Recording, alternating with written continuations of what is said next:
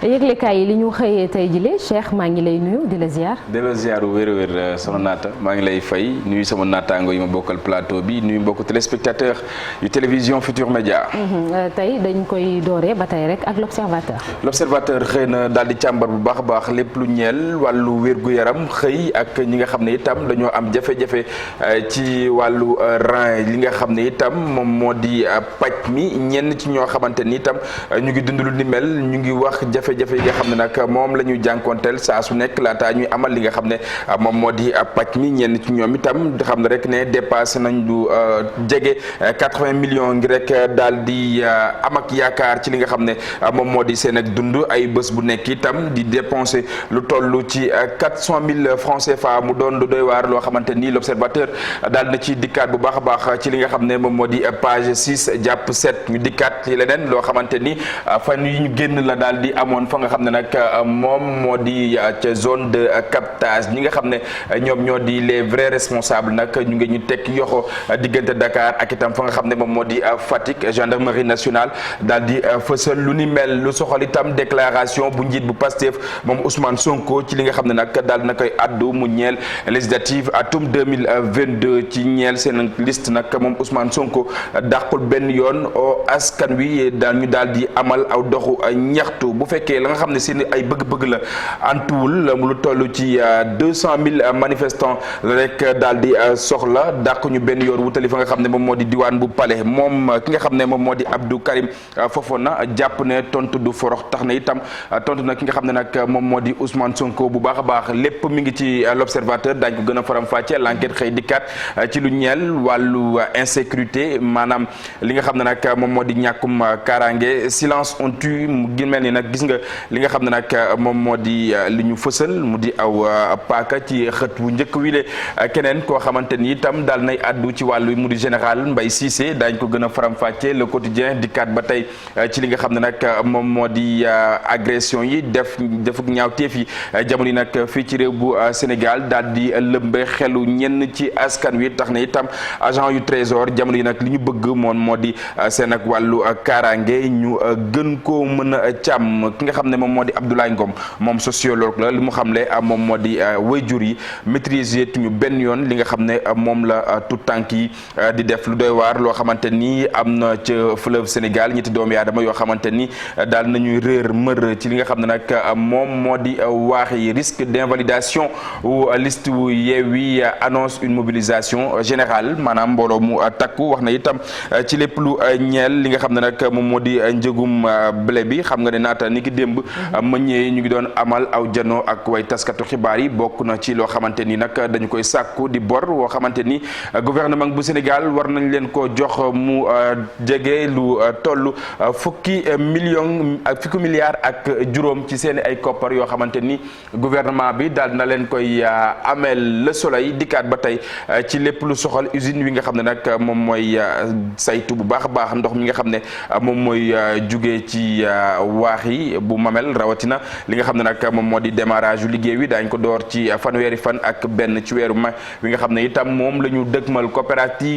coopération bilatérale njiit bu réew bu Sénégal aw doxu nemmeeku ca Angola ñaar fukki fan ak ñeent jàpp ñaar fukki fan ak juróom benn ci weeru mai libération dikkaat ba tey ci kile nga xam ne nag moom moo def njombeli diwaan bu Pikine Xaasimu Ba lay wuyoo moom itam càmbar nañ ay mbiram bu baax a baax lépp loo xamante ni itam wax na ko ci agression wi ak leneen yu ni xeetoo ku moywul itam mënees naa tëdd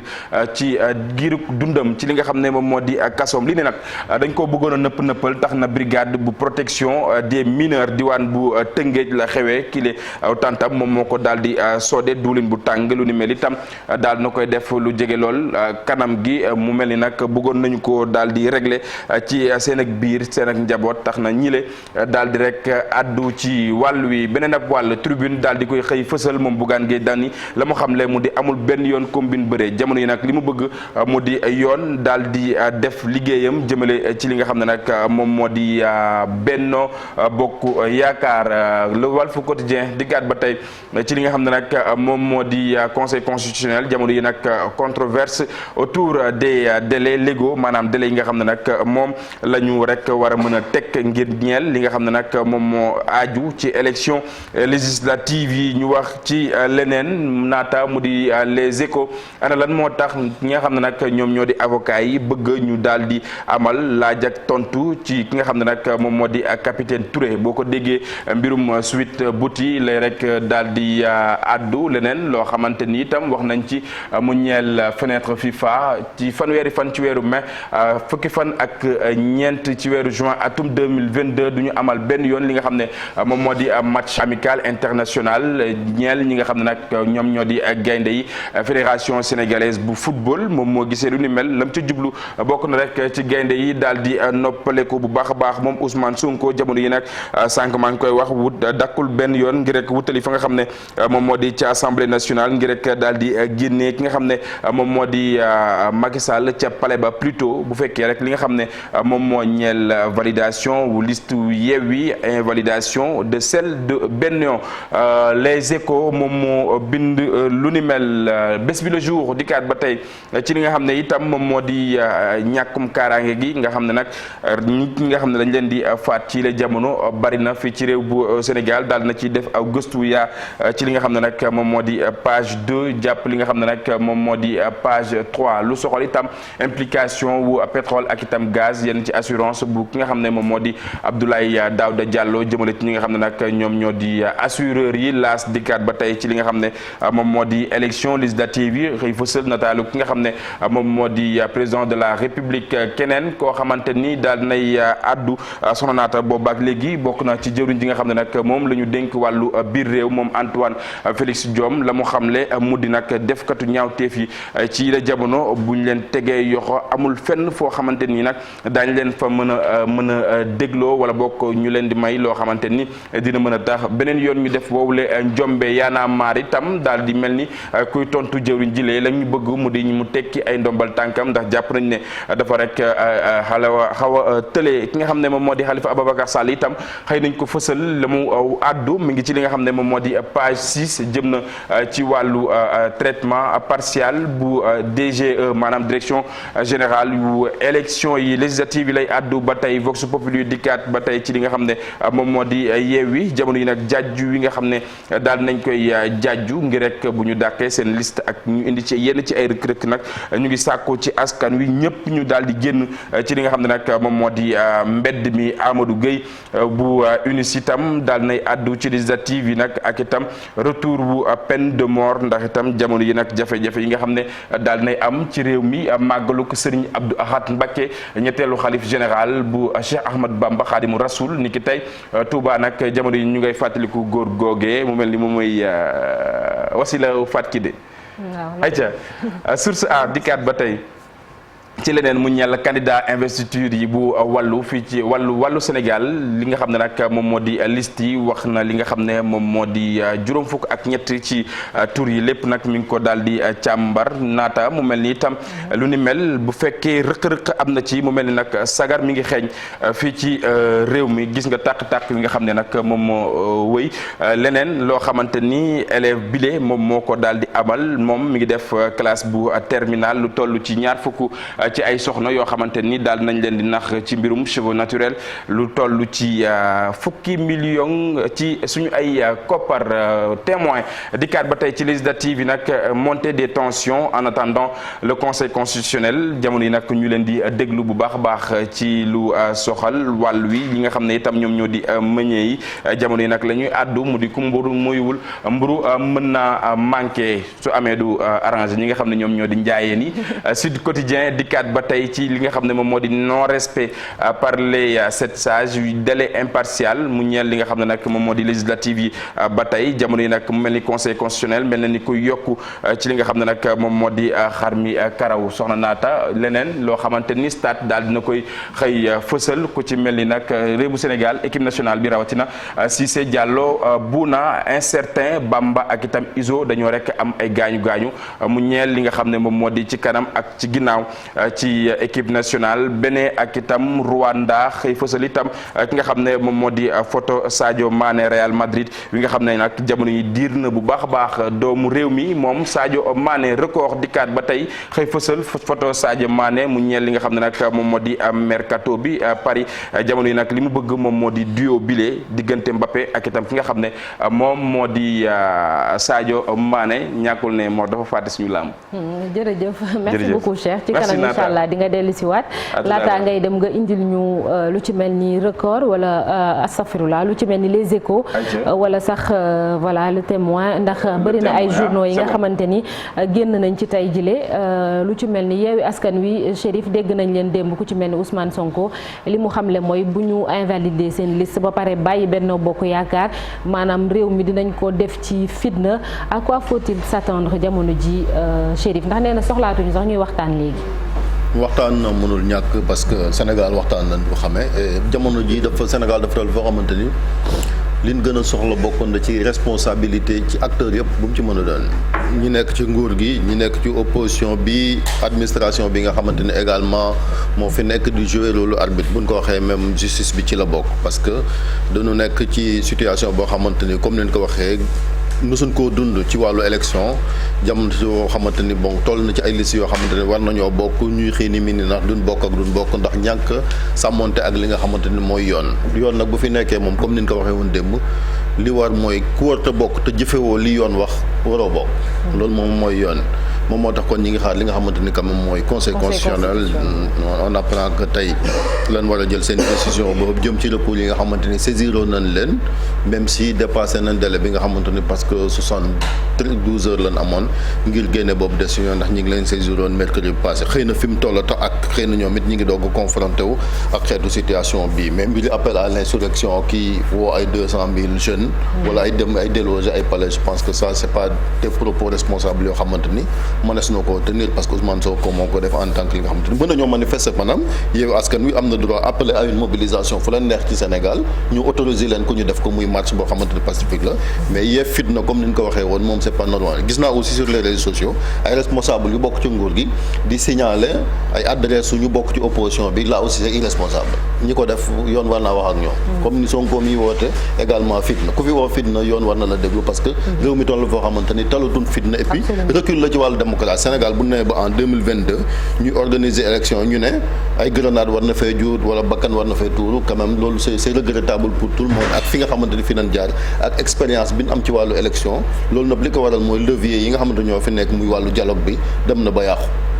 amoon na fi dialogue national boo xamante ne Famara Ibrahima Sagna jiite woon na ko fi même nii dialogue politique nga xamante ne professeur Kanté mi remplacé le général Niang mi ngi fi yooyu yëpp doxatun donc je pense que responsabilité aussi. mais est-ce qu'on a épuisé toutes les voies pacifiques si on peut l'appeler comme ça maanaam waxtaan daal est-ce que amul tamit feneen fu ñu mën a jaar ba vraiment lii nga xamante ni ñoom wax nañ ko ñu bañ a installer réew mi ci climat boobu noonu parce que taluñu ko nit ñi lekk ñu naanu ñu ba pare ñu bëgg a dugal nit ñi ci fitna aussi nit ñi déjà ñu ngi rey nit ñi di leen agressé ñu bëgg itam indiwaat beneen climat boo xamante ni kenn du xam lu mu doon. ñi ngi waxtaan am nañu ci ñu tax jàmm notamment société civile bi Alioune Tine mi fi war a dalal ci kanam je pense que ñu ngi ciy jéem a jox li nga xamante ni mooy tànk jàmm en tout cas conseil constitutionnel moom comme ñëpp a ngi koy teg gët parce que tamit comme ni ñu koy waxee des juridictions boo xamante ni la taxoon sax ñu créé comme justement lii la woon biñ génnee ci 88 crise amoon fii ñu créé fii juridiction boo xamante ni bu acteurs yi réeroo mën na leen li nga xamante ni moom mooy arbitre et je pense que suñ génnee décision aussi ñëpp ci war a tënku mais yoon moom comme ni ñu ko waxee waru fee nekkal kii waru faa nekkal kaa na nekk loo xamante ni rek lu juste lay doon maanaam tamit comme ni ñu ko waxee bu fekkante ni ñi nekk ci majorité bi muy Benno Bokk Yaakaar waru ñoo bokk parce que dañoo jalgati yoon war naa arbitre ne waru ñoo bokk comme ñi nekk ci opposition bi aussi ku ci méngo wut ak yoon c'est loolu la yoon war a def Chérif mi ko doon wax démb sa Alaaji Malick dañuy boo déggee Yewwi Askan Wi rek ngay dégg Benno Bokk Yaakaar ñoom dong nekkuñu fi est-ce que war nañoo nangu tam ñuy jël en otage les Sénégalais ci seeni désidérata rek ñoom man souvent dama koy faral di wax soxna naata que politiciens yi moomuñu réew mi moomuñu askan moomuñu ñu tamit vraiment il faut pas que ñuy jël en otage tout un pays ci lu nga xamante ni nii tey le principe du jeu démocratique mooy la conquête démocratique du pouvoir par la voie des urnes donc appeler à l'insurrection wala woo nit ñi ci fitna du lu ñuy xaar ci ñi nga xam ne ñoom ñoo ñu jiite ak ku ko munti def ak boor bu mu munti doon je pense que yaa ngi yóbbu réew mi ci guddi gu nga xam ne amaana yow doo ca mucc sa mbokk du ca mucc wala ñun ñi fi toog duñ ci mucc donc Sénégal soxlawuñu fitna boobu ci jamono ji ñu toll et puis fitna bi ak coow li yëpp naata lan moo ko waral bu ñuy dem ci élection les règles du jeu sont établies au départ ku nekk xam nga lan nga war a def xam nga lan la loi may donc buñ cay dem ku ci juum tu assumes tes responsabilités parce que la loi elle est là, elle est impersonnelle, elle est parfois implacable, mais elle reste la loi. Donc kon tey nañu dal bu ñu woon nit ñi ci fitna bu ñu taal réew mi parce que moomuñu réew mi muy Ousmane Sonko muy Bougane Gueye Dany muy ñi ànd ak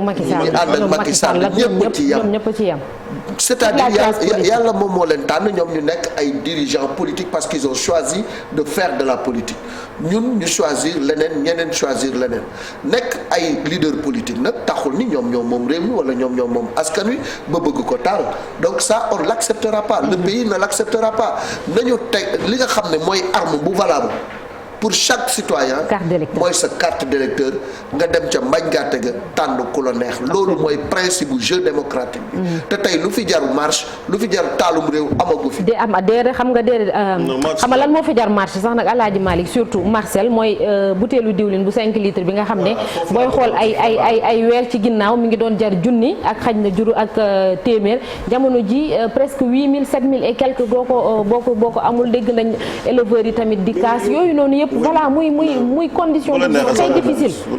pouvoir d'achat bi dellu ginnaaw bu baax nga baal ma dafa am loo xamante ne man def na constat bi parce que fi mu ne nii Malick wax na fitna mais fitna bi ñu gën a nemeeku mooy insécurité bi violence bi ñu nemeeku ci dëkk bi temps yi mais man constat bi ma def man gisaguma leader boo xam ne jamono ji c'est des porteurs de voix war nañu génn wax ak xale yi wax ak kii comme am na ci ñoo xam ne bu ñu waxee ñu déglu leen xëy na solution mais problème bi ni nga ko waxee léegi am nañu loo xamante ne ceeb baa ngi fii location bi cher na dund bi metti na alors que ñu bëgg ñu embarquer dans une éternelle machin de